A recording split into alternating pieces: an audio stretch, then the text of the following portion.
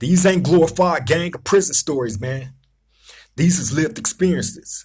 Welcome back to the Swing Low Podcast Show. Do Rock Creep. It's an absolute pleasure to be back here at this roundtable amongst my roundtable family. Salute to all of y'all for joining me. Now, look, before I jump into this video, let me ask you real quick. If you haven't already did it, please take this opportunity now to like, comment, share, and subscribe to the Swing Low Podcast Show. Do Rock Creep. It won't cost you a dime, I promise you. It helps us get further into the algorithm, and that's definitely the goal. So again, like, comment, share, and subscribe to the Swang Low Podcast Show. Do Rock Creep, and make sure y'all hit that notification bell so when we drop these videos and we do a live, you'll be right there front and center. You won't miss a beat. They will alert you.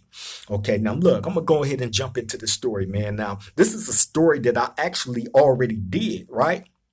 However, I wanted to bring it back to the round table, for all our new viewers that haven't dug back, into my catalog of videos to go check this story out, because it's just some pretty decent stories, man, that I think that I've brought to this platform. However, I'm gonna open up a few more heads, to this situation that took place in prison with me, right? Now, this happened in the year of 2016, I believe, right? Either 2016 or 2017 in Sat F State Prison, New Corcoran on the Sea Yard, right? Now, you had this young guy, man. He was a young Crip out of Fresno, right? I'm gonna leave his name out of it. You feel me? As a matter of fact, it was him and his big homie who was also like to me, young, right? Okay, now his big homie was a dope fiend. I'm gonna call a ball, a strike. He was addicted to heroin. And when he ended up moving in the cell with his young homie, he got his young homie addicted to heroin. Now imagine that, being in prison, incarcerated inside a concrete cell with nowhere to go, high out your mind off of heroin, off of black tar heroin. Now, it was a number of young dudes at that prison at that time that indulged in that drug. I seen it around the clock, and it absolutely blew my mind, because a lot of these young dudes I dealt with, to a certain degree, and I would have conversations with them about them using that drug, right? And well, not just that drug, but any drug, because when they came around me, I would see they would have like these little bottles, these little eye drop bottles that they used to I guess melt the heroin down in it, make it into liquid form, and then you'll see them all squirting it up their nose, and they'll be sniffling all day, eyes watering, sniffing, right? That's the heroin, taking over them. And they used to pass the bottle around and just be getting high off of heroin. This young dude from Fresno, was definitely in that crowd of people that utilize that drug. Now, what was crazy to me is a lot of these young dudes didn't have a problem with letting you know, like, hey, I use all drugs. All. And when they say all, they meant all. Now, when I first came to prison in 1991 for the very first time, I remember, I was messing up. I was a mess up back then. So you would mess up so much to the point where they would call you a program failure, and they would either put you on C status or they will put you on BMU. C status is when they take everything from you, as far as your program go, and you only get an hour of yard out the day, and the rest of the time you're confined to your cell. You feel me? You're confined to your cell for however long they say you got to be inside your cell, with no yard access, no privileges, no nothing. The only thing you do is go to the kitchen, the shower, an hour of yard, and back to the cell. Okay? And then the BMU, that's behavior management unit, right? That's when they take all your property, your TV, radio, they take everything from you and just have you sitting in the cell like the old days with nothing, just looking at the Waltons. The Waltons is the walls, for those of y'all that don't know. So anyway, man, I ended up going C status back then, and they put me in the cell with this older guy who was also on C status. He was from San Francisco, right? And I remember getting in the cell with him. I had never been in the cell with anybody that wasn't a Crip or from Southern California. This was my first experience of dealing with somebody from a whole different region, right? And when I get in there with this older guy, he was a cool dude. He was a cool older dude, right? But he used black tar heroin. And I remember the first time I seen him doing it, he had put some in the spoon. And while he's putting it in the spoon and melting it down into liquid form, he's telling me like, he's like, yeah, man, he like, this is what we do in Frisco. This is the drug. Well, really all the Bay Area guys outside of the Hispanics is the only ones that I knew that messed with black tar heroin back then. This is 1991. So outside of that, I ain't never seen no blacks mess with that stuff, especially from Southern California. If they did, they was all the way on the slender with it, right? So anyway, he's telling me like, yeah, man, up in Frisco, the Bay Area, this is our drug of choice. He like, y'all smoke weed and all that in Sherm. He like, we do this. So I'm like, damn. He like, you want to try it? I'm like, right? Because he's melting it down in the spoon, and then he had a needle that he put that stuff inside the needle and injected it into his arm, right? Now I remember his eyes, of the white parts of his eyes turning like yellow, right? Like yellowish brown. It was almost like the heroin took over his eyes and start turning it the same color as the heroin, right? So I was like, wow, you feel me? And like I said, he was a cool dude, but that was a major default, on his behalf as far as I'm concerned. So anyway, man, that was my first experience of seeing anybody do that drug. Fast forward, to when I'm in SATF around all these young dudes, right? 2016, 2017. These dudes all is doing it. Now, this young Crip from Fresno, like I said, he ended up in the cell with his older homie who got him strung out on that drug. And he got so strung out. Now, let me tell you about this young dude. He had nothing. He had nothing or nobody. For whatever reason, his family abandoned him. And I actually remember having a deep conversation with him about that. One day, me and him sat on the stairs, and I remember him sitting right next to me, right here, and was telling me about his family situation. For whatever reason, they left him for dead. So he was in the prison with nothing. Anything that he had ever came up on was given to him. Outside of that, he had no family support. I don't even believe he had a woman, right? So he had that going.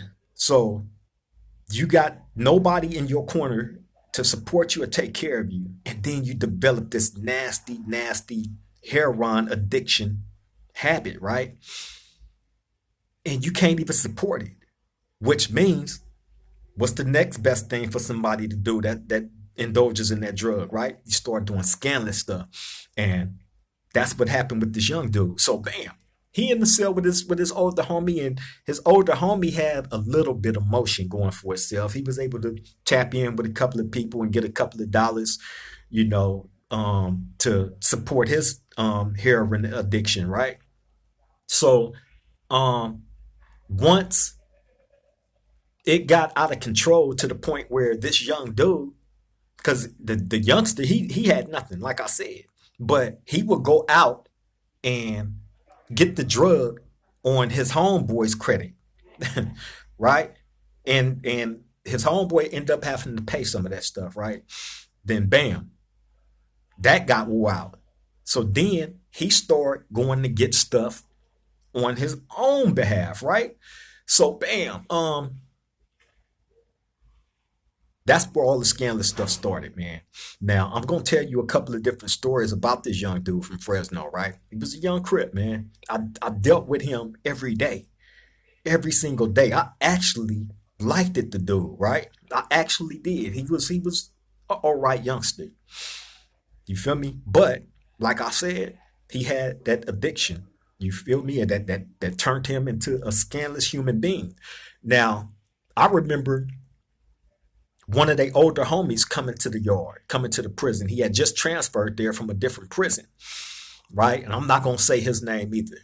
You feel me? I probably said these. I don't think I did in the last time I told y'all this story, right? But I'm not gonna say their name in this one. So anyway, the older dude from these young dudes' hood, right? Pop up. He come from a different prison. Now, I was in High Desert State Prison with this guy, with the older guy, right? I knew him to be um he kind of stayed to himself. He was cool. I had dealt with him in High Desert. You know, he was kind of like a militant dude. You feel me? But for the most part, he pretty much stayed to himself. But I knew that he was with the business though. Y'all got to remember, man. When I was in High Desert State Prison, it was gladiator school.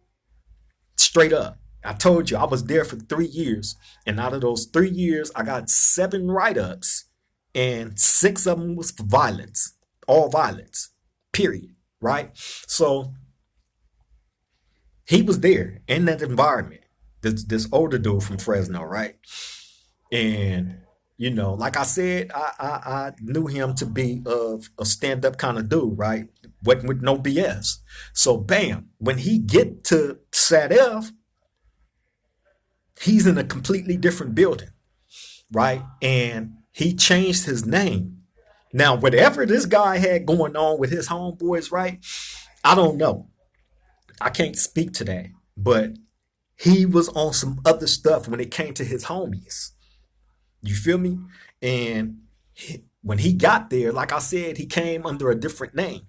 So these two young dudes, they like, we trying to figure out who this is and this and that and blah, blah, blah, blah, blah, right? So they, young, thinking, okay, we've been on the streets, we've tapped in with our homeboys. We ain't never heard of this dude. This is just an older, I guess they thought he was like a sucker or something. I don't know. You feel me? So, like I said, when he had got there, he had changed his name. I knew him by a whole completely different name, right? So when he got to to Sat F, and under that new name, I didn't know who they was talking about. So anyway, they sending him kites like, "Hey, we finna get you moved over to our building and this and that and blah blah blah. We want all the homies together and this and that, right?" So he wasn't trying to do it. You feel me? But by them trying to enforce upon him to come over there, that set off alarm bells in his head. Like I said, he was on some other stuff with his homeboys from his hood, right? So bam, he ended up, okay, coming over. They put the bed move in and he came. He like, all right, F it. So bam, he get in there. Hey, as soon as he walk in our pod, I knew who he was. I'm like, I know him, right? And he look at me like, man, what's up, bro? Right? So we embrace each other and we holler, you know what I mean? So I remember asking him like, hey, what's up with didn't you go by a different name when we was in High Desert? He like, yeah, man. He like, but I had to switch that up, man. I got too many dudes that I got to holler at. So I'm like, oh, okay. So when he tell me that, I don't ask no more questions or nothing, right? All right, whatever you got going on, bro. So bam. The two young dudes. Now, like I said, I guess they thought he was a sucker or something because I didn't talk to them about him at all. You feel me? They knew that I knew him from a different prison, but I never talked to them about him. So I guess they was looking at bro like he was a sucker or something, man. That was a fatal mistake. And I remember one day, us being in the day room, and we sitting up under the big TV in the day room. I'm sitting right here. And the older dude that I knew from Fresno Crip was sitting next to me. So we sitting there watching TV. We sitting there looking up like this, watching TV. And the two younger dudes from Fresno, they in the day room also. You know what I'm saying? And for whatever reason, I don't know why they, start playing with bro like this. But the younger one that was strung out, snuck up behind bro and act like he was like finna put him in the chokehold. Man, that dude came up out there so fast, right?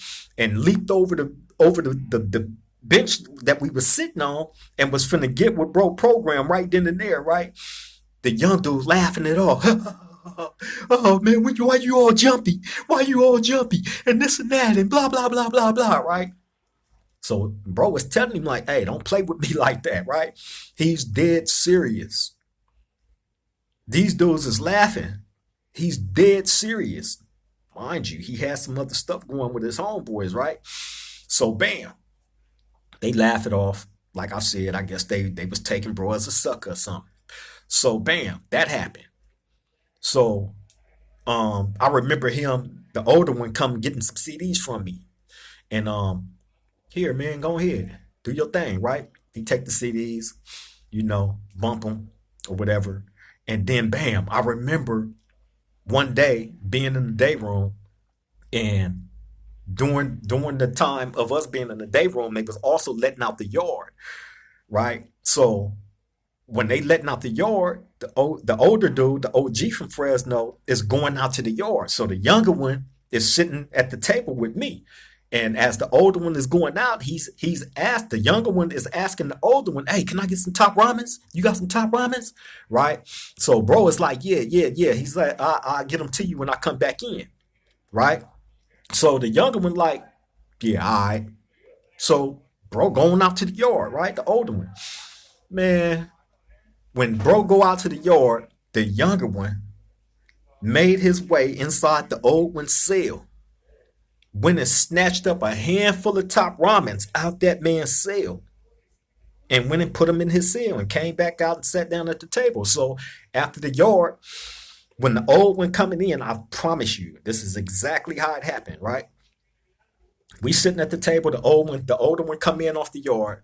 The young one tell the old one, hey, don't worry about it. I already went in there and got them soups, them top ramen, right?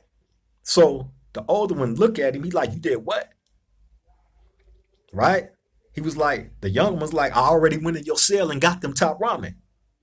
Right? So the older one like, you went in my cell and got some top ramen out my cell? He was like, yeah. He laughing though, right? The younger one laughing. Yeah, right? Now, the older one, like I told you, was militant and wasn't no joke. So when bro told him he went inside his cell and took them top ramen, his way of thinking is, you went to the police and had the police open up my cell and you went in there and took from me. When I already told you I got you when I come back from the yard.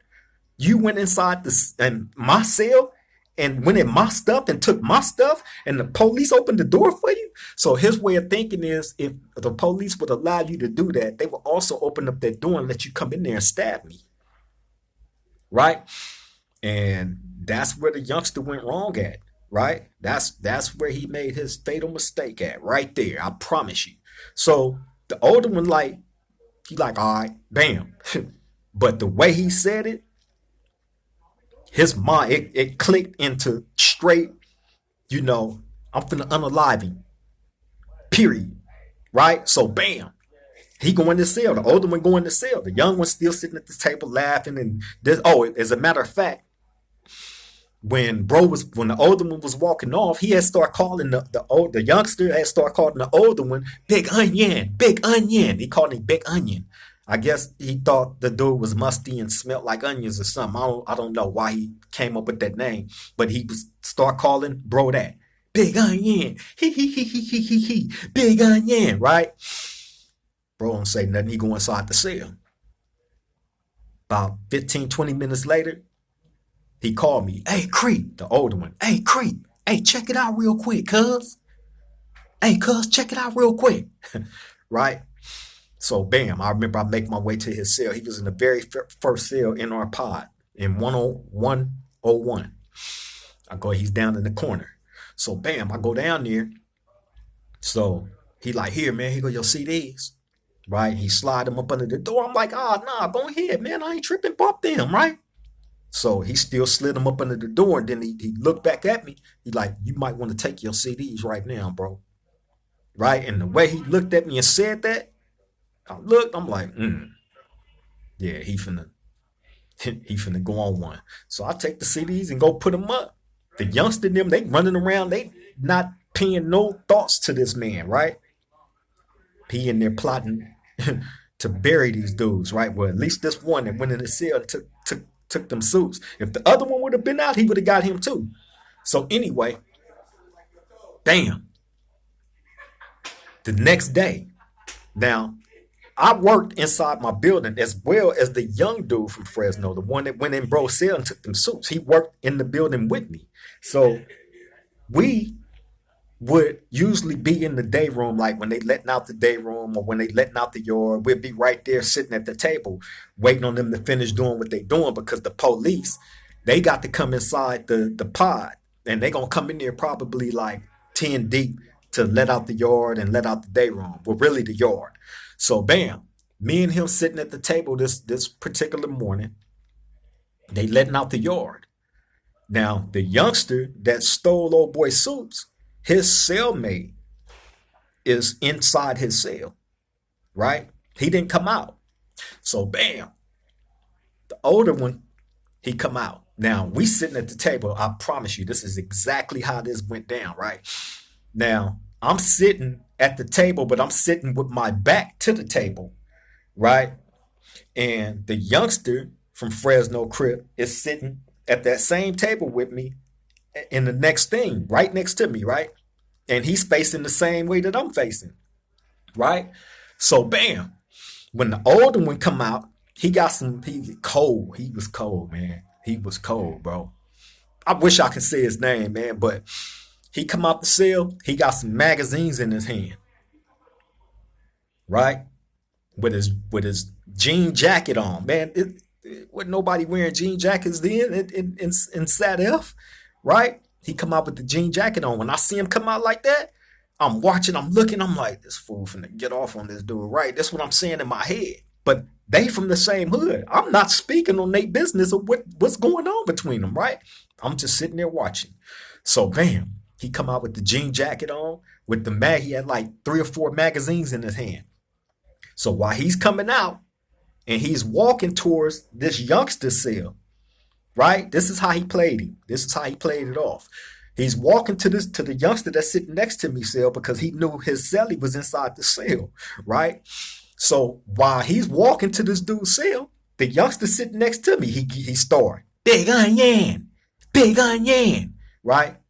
The older one don't say nothing. He's on his mission, right? He go to that dude's cell, slide the magazines up under his cell, right? Came back up, and as he turned around, I seen him digging inside his sleeve as he was walking towards me and this youngster. So I'm looking at him, right? Now, mind you, my feet are not up under the table. I'm sitting with my back to the table. You know what I'm saying? As well as the youngster that's sitting next to me at the table, right? Neither one of our feet was up under the table. We're sitting with our back. Well, I'm sitting with my back to the table. He's sitting on the side of that. So anyway, bam. As bro was coming to us, he's digging his hand up inside his sleeve. The youngster is still playing, Big Onion, what's up, Big Onion? What's up with my big homie, Big Onion? Woo, woo, woo. He's not even peeping that this dude is digging inside his sleeve. And as he got up on us, he pulled that big old knife out, man. And the first blow to the temple. Bow! Right? That the first one, he stabbed this dude in the temple and he hit him so hard with that first blow where bro flipped out the seat where he was sitting next to me. I'm sitting here watching all this like, what the F? Right? The first one hit him and he flipped backwards. Right? And hit the ground. Bro jumped on top of him and he just stabbing him. Right? Now, mind you, while this is happening, remember I told y'all, when they are letting out the yard, the police is coming in our pod, like 10 deep. The police is standing right behind us, right in the line. Now the reason why the police come in there like that, because they search you going to the yard. They search you, they pat you down and all that. They got the metal detector, the wand thing, right? So they do all that. They used to make you strip down to your boxers. But anyway, This is why the police is right there, and they right behind us when all this go down, right? So, like I said, bro hit him with that first one to the temple. Bow. Now, had he had a better knife than what he did, instant death. Period. Right? Because he hit him hard and accurate as I don't know where, right in his temple. Right?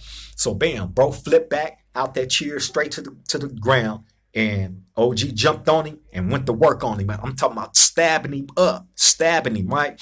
The police is tripped. They looking like, is he really doing this? Then they pull out their pepper spray and start pepper spraying. Then when they seen that wasn't working, then a couple of them pulled their batons out and they start whacking. Bro, they whacking him, right? All over his back, all over his legs. Even the one that was getting stabbed got hit with the baton. He had a bad day that day. He had a serious bad day that day. He ended up getting hit in the face with the baton on top of his stab wounds, right? He was jacked up, man, after that whole thing. But anyway, bro stabbing him. And the police, they pepper spraying and they hitting these dudes with the baton. Now, as all this is going on, mind you, I'm still sitting at the table watching all this, looking like this is crazy. It's happening right here next to me, right? And I'm sitting there looking like, wow. So bam. After they once they start pepper spraying, I got up out of there, right? Bam. I go, a few feet away. So the OG, while they pepper spraying and hitting him with the baton, he's crawling up under the table because it's like towels up under the table, right? So what he was doing, he's tucking the knife up under one of the towels while all the chaos is going on. You feel me? So bam, finally they was able to break it up. You feel me? So bam, once they break it up, it's so much pepper spray. It was so chaotic. They police in there choking. I'm in there choking. Everybody that's in that area is choking. So the police is trying to get these dudes handcuffed and out of there as fast as they possibly can, right?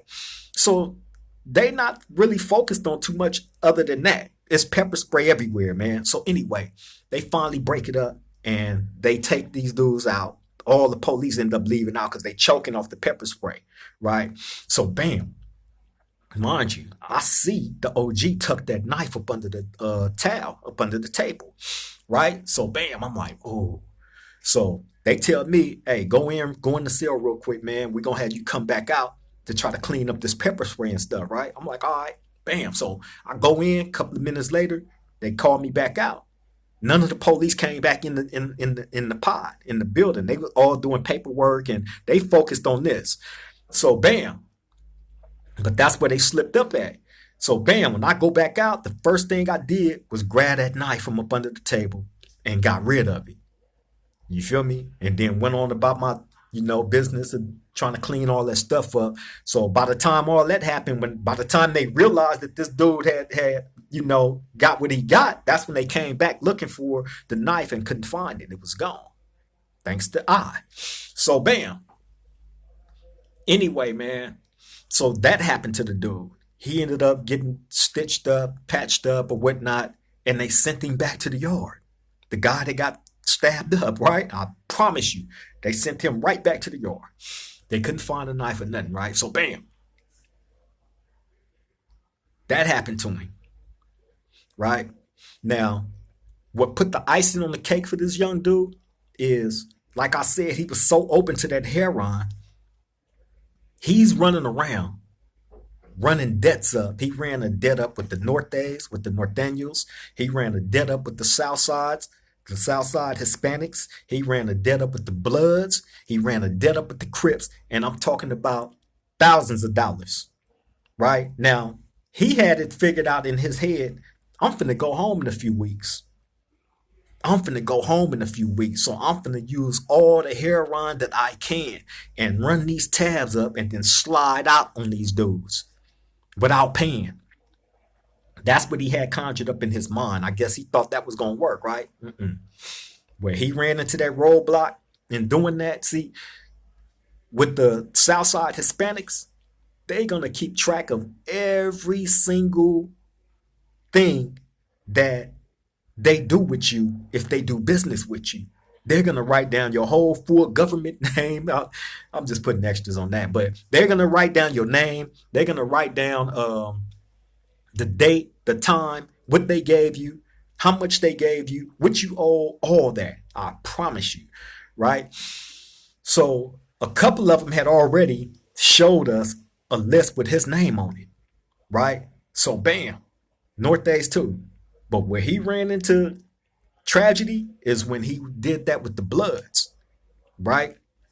It was an OG Blood there from Pasadena by the name of Big Kevo, right? Now, Kevo, was a cooler, older dude, bro. I dealt with him. He was cool. Stand up dude. That I can say. You feel me? But this youngster from Fresno, man, went and got some dope from him. And I guess the youngster from Fresno had it conjured up in his mind that the older blood dude from Pasadena was like a smoker or something, right? He actually had called him that because I remember one day Kepo came into our building and he was like, "Hey, Crip," he like, "Hey, what a little youngster that be with you all the time?" I'm talking about. I said, "You talking about bro from Fresno?" He was like, "Yeah, the little light skinned one." I said, "He around here somewhere." He like, "Yeah, man. Um, next time you see him, tell him I'm looking for him. I need to holler at him."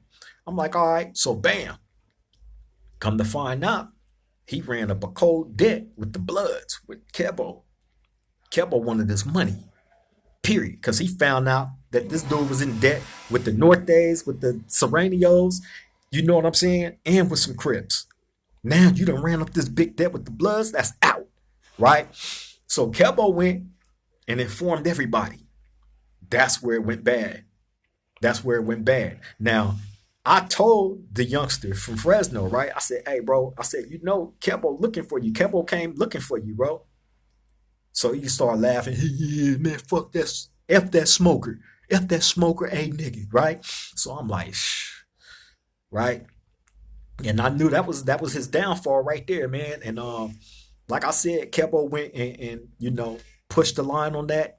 And it came down to the point, man, where something had to happen to the young Crip from Fresno because he was out of bounds. He was out of line for running up all those tabs. And we found out he was on his way out the door in a matter of weeks. So he was trying to do all that and slide out on everybody, right? And he didn't make it, man. I remember it just coming down to the point of something happened to happen to him, man. And they sent 2 Crips on him, right? I remember we in the day room and I'm standing at somebody's cell talking to him, and the youngster from Fresno is probably like 6 or 7 cells down from me talking to somebody else, right? And I remember one of the Crip homies coming in my section.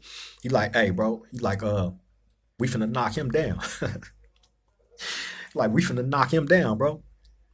I'm like, "Yeah." He like, "Yeah, we finna knock him down in a minute." Right? So bam, when he say that, here come the other homie. These was 2 big body dudes. Right? 2 big dudes, bro. Put it that way, right? And when the other one came in, they made their way right to him and went to work on him. Oh my God. Oh man. They beat this dude until he literally pooped on himself. He had, when they took him out, after everything happened, after they beat him real bad the way that they did, right?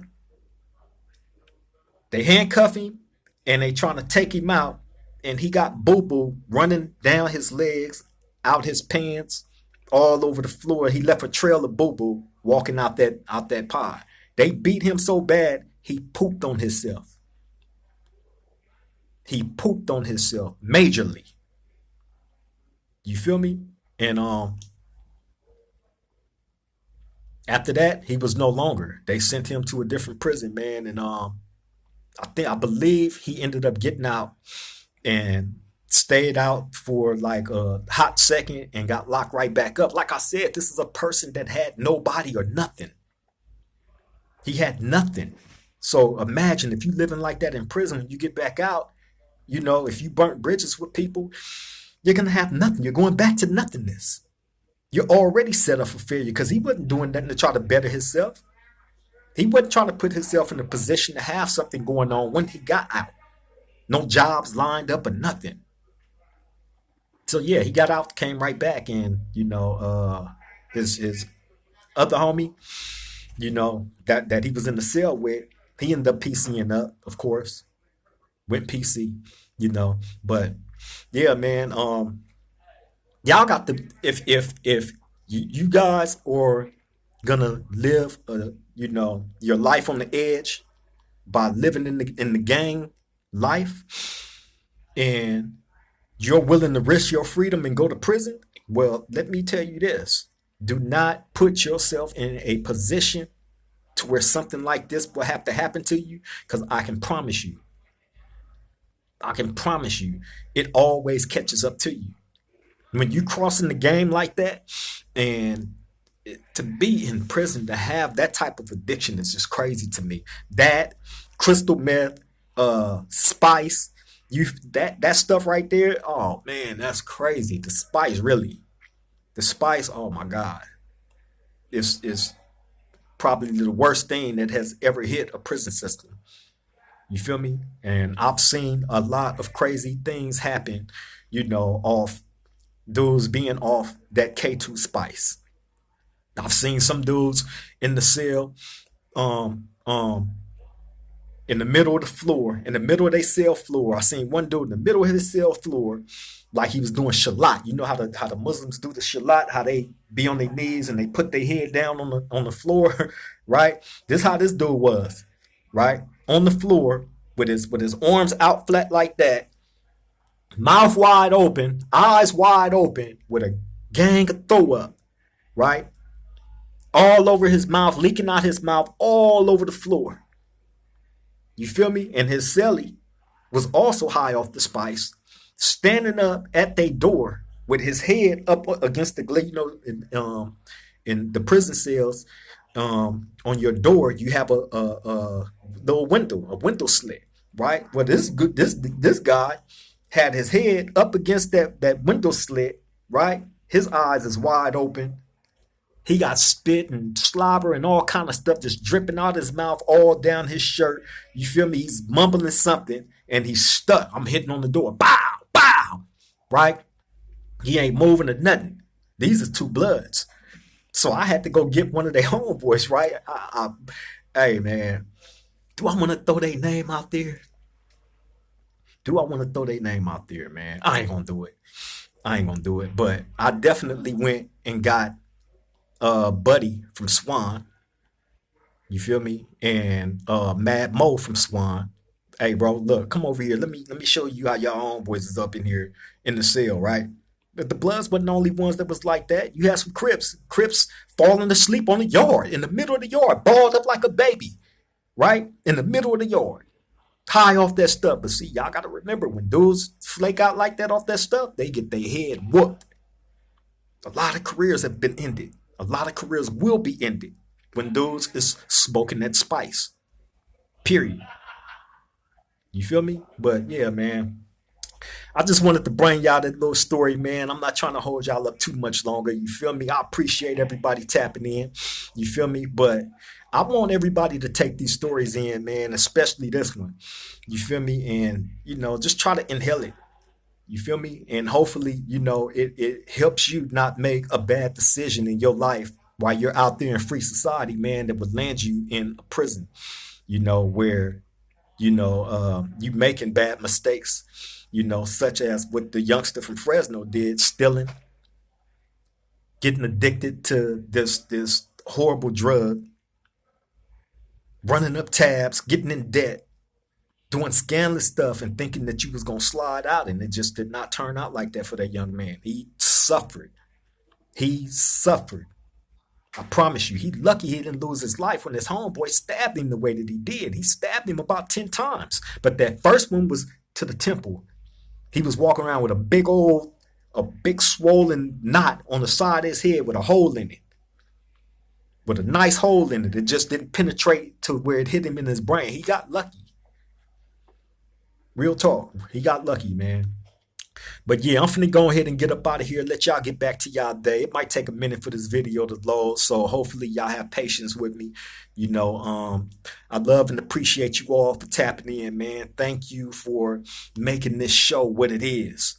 Thank all of y'all, man. Shout out to everybody that be jumping in the comment sections, man. That be, giving me different ideas, to bring to the show. I love the participation. Thank you all. And when I'm able to do the lives, I'm gonna start doing the Q&As too. You feel me? I was also advised to do that, so I'm definitely gonna do the Q&As, man. I got a lot of stuff lined up, as far as doing collaborations with different people. My bro Chill 16 to Life, I definitely plan on hooking up with him. My boy Biff from the Chaos Chronicles, definitely plan on hooking up with him. My boy Rich, definitely plan on hooking up with him. He's over at the Making of a Man podcast. You feel me? But I got a lot of stuff lined up, man. So yeah, we definitely gonna get it in, man, once my situation get right with this phone stuff. And listen, I've done a show talking about my phone situation, man. So to those of y'all that ain't keeping up or haven't been keeping up, right? I cannot do live shows with this phone right here. I can't. You feel me? I can only do what I'm doing right now, which is make these videos. You feel me? Once I'm able to do lives like I used to, trust me, y'all gonna know it. Y'all gonna start seeing me and my beautiful woman, Miss Golden, on here, doing our thing. I promise you. And y'all gonna start seeing a whole lot more interactions with me and different podcasters. I can promise you that. Got a lot of stuff lined up. A lot, I promise you. But on that note, I'm finna get up out of here, man. Thank you all for your time. Y'all take care. Y'all stay safe out there, man. Stay appreciative of your freedom. Stay appreciative of your family, the people that love you and care about you more than anything on this earth. Let them know how you feel about them before it's too late, because tomorrow's promised to none of us. On that note, I'm finna get up out of here. I love and appreciate you all. Till the next time we meet at this round table, Triple Gang.